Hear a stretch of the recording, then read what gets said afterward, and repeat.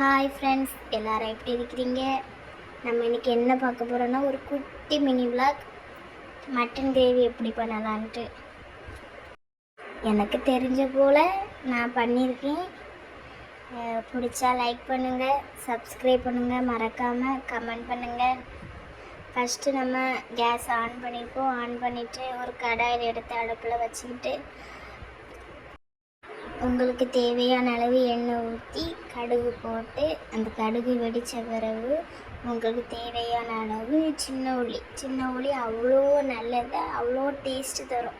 அதனால் உங்களுக்கு தேவையான அளவு சின்ன உள்ளி போட்டுடுங்க. சின்ன உள்ளி போட்டுக்கிட்டு அதுக்கப்புறம் கருவேப்பிலை போடுங்க. அது நல்லா வசங்க. சின்ன உள்ளி அவ்வளோ இது வசங்கினா தான் அந்த குழம்பு நல்லா டேஸ்ட்டாக இருக்கும். வசங்கின பிறகு இஞ்சி பூண்டு பேஸ்ட்டு நல்லா வதங்க வரைக்கும், அந்த இஞ்சி பூண்டு பேஸ்ட்டு வாசனை போகிற வரைக்கும் நல்லா வசங்கிக்கிட்டு நீங்கள் மட்டன் கழுவி வச்சுருப்பீங்க. அந்த மட்டனை எடுத்து அந்த இஞ்சி பூண்டு பேஸ்ட்டு உள்ளியெல்லாம் வதக்கி வச்சுருக்கீங்களா அதுக்குள்ளே போட்டுட்டு நல்லா அந்த மட்டனை நல்லா கிளறி விடுங்க.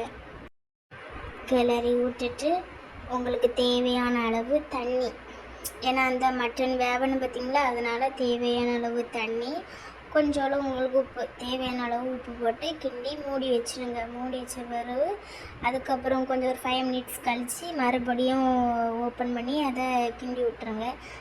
அதுக்கு வேணும் மட்டன் வேவ டைம் ஆகும், அதனால் நல்லா கிண்டி விட்டு இப்போ நம்ம பொடி போட போகிறோம். என்னென்ன பொடினா மட்டன் பொடி போடணும். நான் இப்போ 1/2 கிலோ எடுத்ததுனால 3/4 பாக்கெட் தட்டியிருக்கேன்.